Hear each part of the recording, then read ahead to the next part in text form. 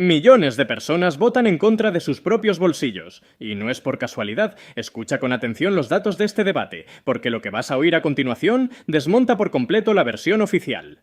No somos una panda de fascistas rabiosos, somos patriotas con preocupaciones reales, y esto no lo sostiene únicamente la gente de Vox, lo afirma también un periodista de peso con acceso directo a la zarzuela como Zarzalejos, lo expresa Mario Vaquerizo en la televisión del entretenimiento, lo reafirman con sus resoluciones judiciales figuras como Trevijano o Marchena, lo proclama Abascal durante su entrevista en El Hormiguero, y ahora se suma a este discurso la mano derecha, nunca mejor dicho, de Santiago Carrillo. Ese es el relato dominante que está resonando hoy.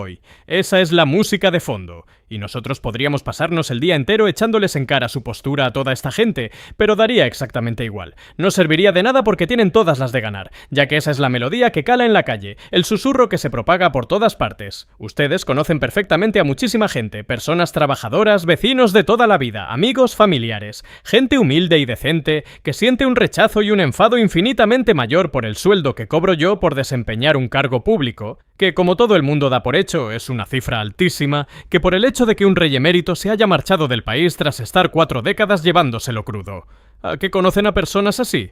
Yo desde luego que sí. La verdadera incógnita aquí es entender por qué. ¿Por qué conocemos a tantos ciudadanos de clase trabajadora, buena gente de a pie, que siente auténtico odio hacia los partidos que votan para subir el salario mínimo interprofesional, mientras que admiran y votan con entusiasmo a las formaciones que se oponen frontalmente a esa subida, aun siendo ellos mismos los que perciben ese sueldo mínimo? Estoy seguro de que ustedes también conocen a personas en esa situación. Se lo he planteado en más de una ocasión. ¿Por qué motivo hay tantos ratones apoyando y votando a los gatos? La explicación resulta dolorosa, pero es la pura verdad. Existe una enorme cantidad de personas dispuestas a votar en contra de sus propios intereses materiales porque están convencidas de que al hacerlo están defendiendo sus principios. Lo reitero. Hay muchísima gente dispuesta a perjudicar su propia economía diaria bajo la idea de que están respaldando sus ideales más profundos. ¿Y cuál es el principio más potente y con más fuerza que existe en la arena política?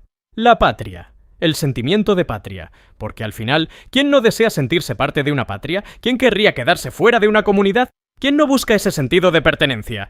Pero detengámonos a pensar, ¿qué es exactamente una patria? ¿Se reduce a un ejército desplegado? ¿Es un equipo de fútbol ganando un torneo? ¿Es la letra de un himno o la figura de un monarca? ¿Qué significa realmente? Para el señor Tamames, para los dirigentes de Vox, para la cúpula del Partido Popular, para lo que queda de Ciudadanos e incluso para un sector dentro del Partido Socialista, la patria se resume sencillamente en una bandera, en un trozo de tela.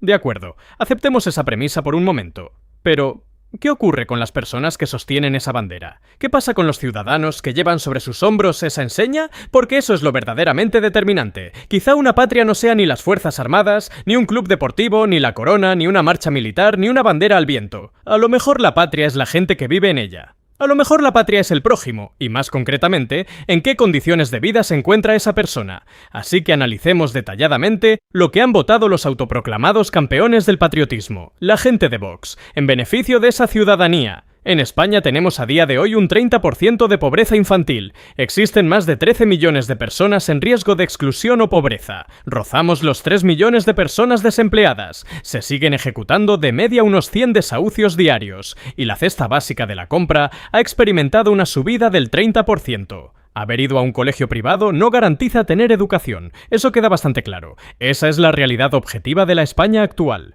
Comprobemos entonces qué es lo que ha votado Vox para proteger a la gente que sostiene esa bandera, entendiéndola como la comunidad que la integra. Se opusieron tajantemente a la totalidad de las medidas de apoyo económico que salvaron literalmente la subsistencia de millones de familias durante los momentos más duros de la pandemia. Ni una sola vez han votado a favor de incrementar las pensiones, ni en su modalidad contributiva ni en la no contributiva. Rechazaron la Ley de Protección a la Infancia, diseñada para amparar a los menores en un país que sufre casi un 30% de pobreza infantil. Votaron en contra de la Ley de Convivencia Universitaria, que buscaba favorecer a los estudiantes. Jamás han apoyado una sola partida presupuestaria destinada a la inversión científica. Nunca se han posicionado a favor de medida alguna para combatir el monopolio de las compañías eléctricas, como el impulso al autoconsumo energético. Se han opuesto sistemáticamente a cualquier iniciativa orientada a la protección del medio ambiente. No votaron a favor de que las empleadas del hogar pudieran tener derecho a la prestación por desempleo.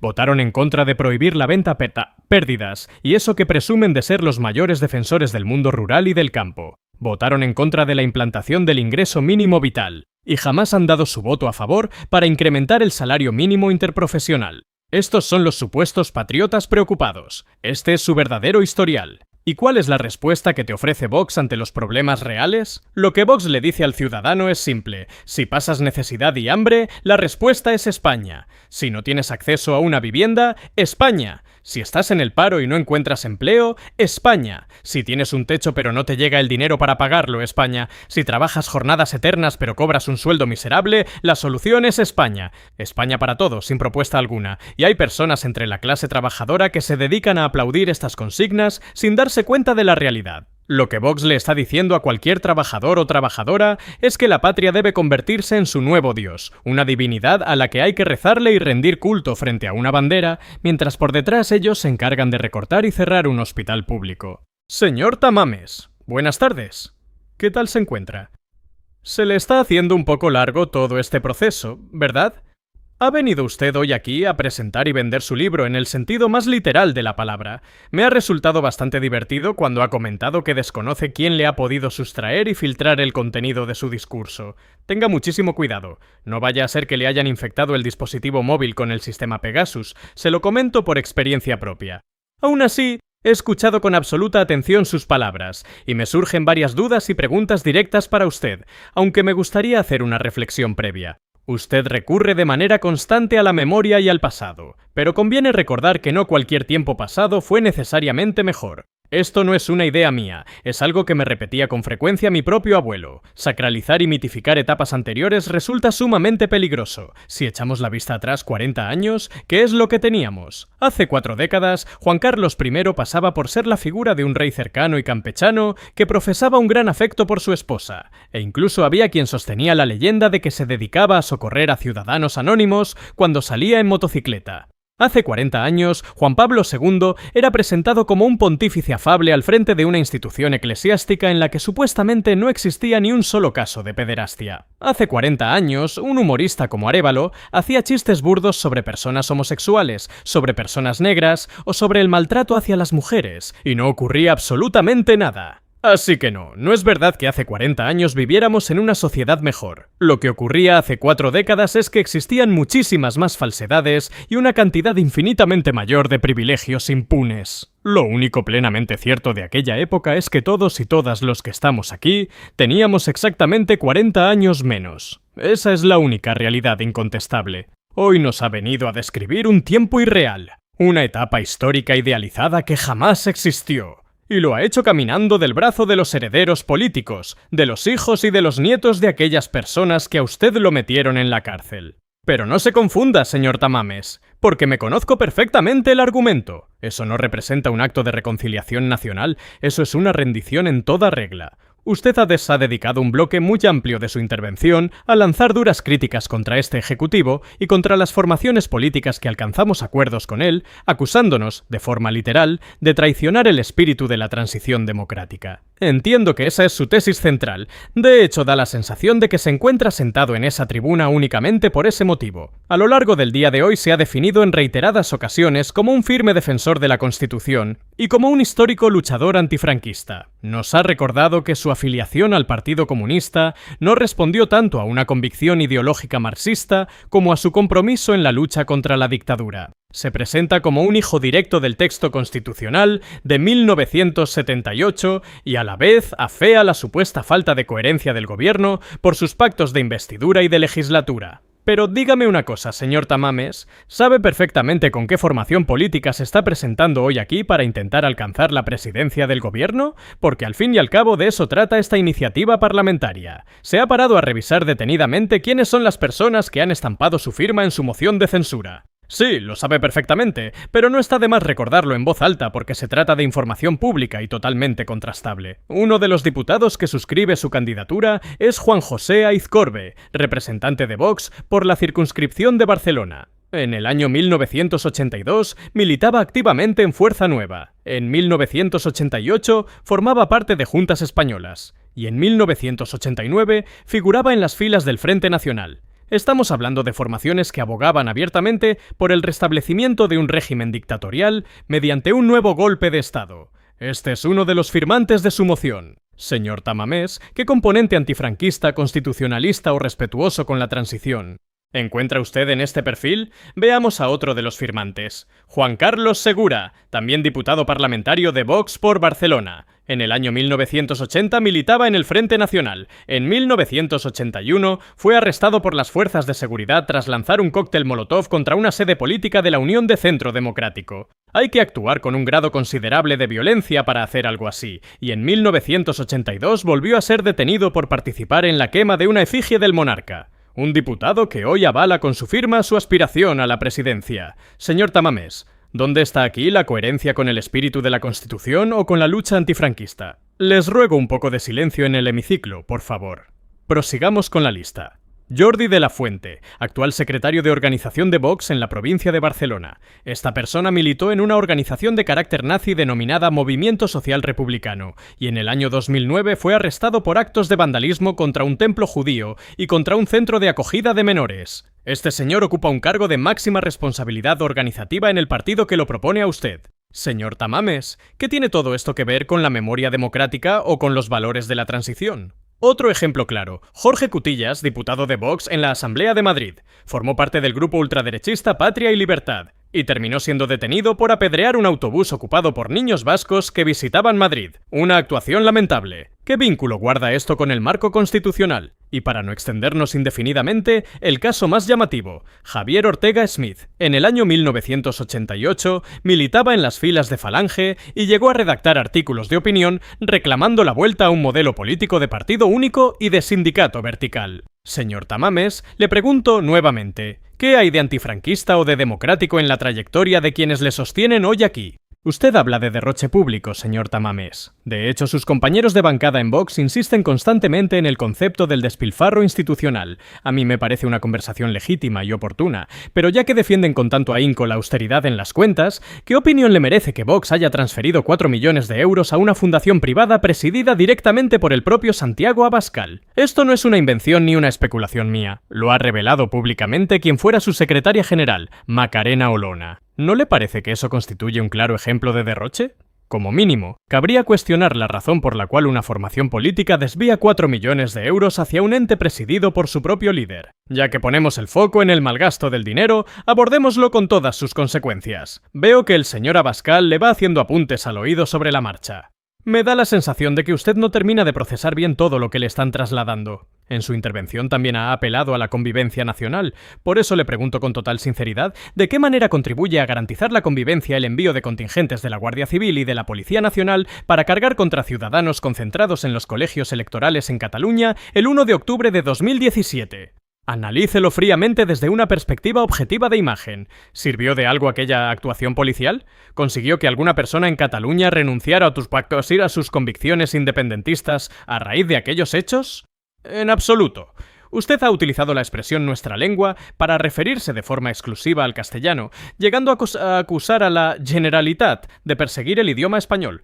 Mire, yo tengo 41 años y nací en Santa Coloma de Gramenet. Como es bien sabido, fue precisamente en Santa Coloma de Gramenet donde dio comienzo el modelo de inmersión lingüística. Este sistema, como bien sabrá, consiste en que los niños y niñas se escolarizan en catalán por ser la lengua propia de la comunidad y por tratarse de un idioma minoritario que requiere medidas de protección e impulso, en contraste con un idioma como el castellano, hablado por cerca de 700 millones de personas en todo el mundo. ¿Le parece a usted que a mí me cuesta expresarme en castellano? Dicen por ahí que me cuesta, que es algo nuevo. Les pido un poco de silencio, por favor. Resulta absurdo sostener la premisa de que las instituciones catalanas persiguen el castellano. Yo me crié en el núcleo donde nació la inmersión lingüística, pero es que además el propio artículo 3 de la Constitución, esa carta magna que ustedes defienden casi como un texto sagrado con el que se van a dormir, reconoce explícitamente la existencia de más lenguas oficiales en el Estado junto al español, el catalán, el euskera y el gallego. Lo establece con total claridad ese texto constitucional. Un país que es incapaz de valorar y que desprecia de forma sistemática su propia riqueza lingüística y cultural,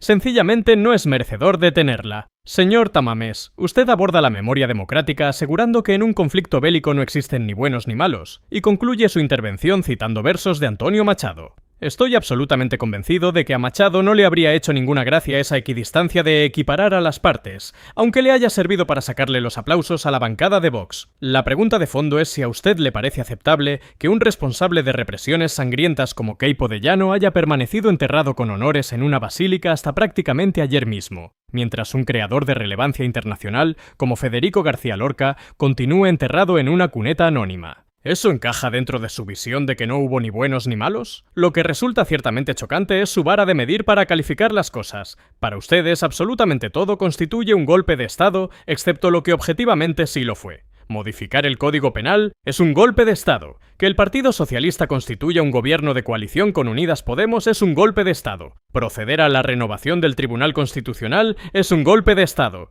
Sacar adelante los presupuestos generales es un golpe de Estado. Organizar una consulta en Cataluña es un golpe de Estado. En cambio, lo acontecido en el año 1936 se despacha como un mero enfrentamiento entre abuelos. No lo dice usted directamente, pero sí lo afirma el señor Feijóo. Todo es calificado de golpismo menos un auténtico golpe de Estado. Resulta muy llamativo. Usted denuncia una supuesta sobrerepresentación de las fuerzas soberanistas en el Congreso de los Diputados, una alusión que entiendo dirigidas a mi formación, y plantea la urgencia de redactar una nueva ley electoral. A usted se le reconoce cierto rigor analítico, pero los datos cuantitativos desmontan por completo su teoría. En los últimos comicios, el Partido Socialista necesitó una media de 56.601 votos por cada acta de diputado.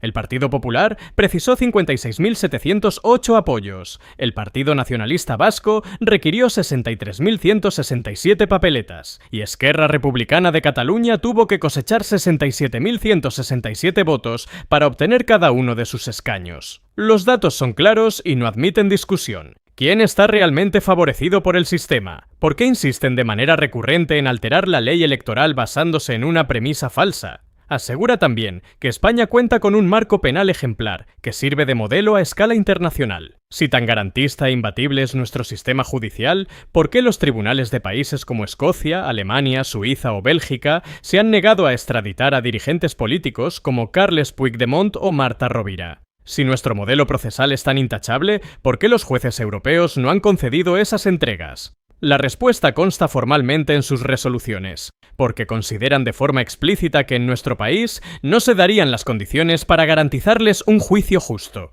Eso supone un grave menoscabo para la reputación democrática del Estado. En otro bloque de su discurso, plantea que la salida para las pequeñas y medianas empresas pasa por acelerar su desaparición, ofreciendo como referentes empresariales a figuras como Juan Roig o Amancio Ortega, ejecutivos que han repercutido el coste de los productos por encima de los índices de inflación, y cuyas condiciones laborales son cuestionables. Al menos ha tenido el detalle de no citar como modelo a la dirección de Ferrovial. Incluso ha dedicado un espacio a hablar sobre Gibraltar. En ese punto solo me permito una recomendación. No delegue las gestiones de ese asunto en Ortega Smith. A modo de síntesis de su trayectoria en esta jornada, usted ha completado un tránsito que podríamos definir como el paso de una posición de izquierda derrotada a una alineación con posturas de extrema derecha reaccionaria. Es una lástima, porque en el proceso de envejecer se puede optar por la dignidad de referencias como Maruja Torres o por la deriva que usted ha mostrado hoy. Para finalizar, dirijo unas breves palabras a los integrantes del Ejecutivo. Una moción de censura se articula para cuestionar la gestión de un gobierno, y una parte considerable de la ciudadanía entiende que existen motivos de peso para censurar la labor de este gabinete. El hecho de que un sector de la población escuche con interés los planteamientos de la extrema derecha responde, en gran medida, al abandono institucional que han padecido. No dispongo de más tiempo, pero me habría gustado profundizar en el problema de la subida de las hipotecas y la cesta de la compra. A ustedes no los va a remover de sus cargos esta iniciativa parlamentaria. A ustedes los va a desgastar la inflación. Y resulta inaceptable que, ante la imposibilidad de muchas familias para hacer la compra básica, un miembro del gabinete sugiera como alternativa cambiar de establecimiento. Tal vez no alcancen a comprender la diferencia sustancial entre una indemnización por despido de 33 días o de 45 días, aunque sería muy deseable que la comprendieran. Pero lo que sí deben asumir es la obligación de articular soluciones efectivas para la vida cotidiana de la gente. Una democracia consolidada no puede sostenerse sobre la capacidad económica de las cuentas bancarias. Debe articularse en torno a las necesidades corrientes de las personas. Empiecen a gobernar pensando en la ciudadanía a la que están defraudando y no tanto en los grandes poderes que les ejercen presión. Muchas gracias.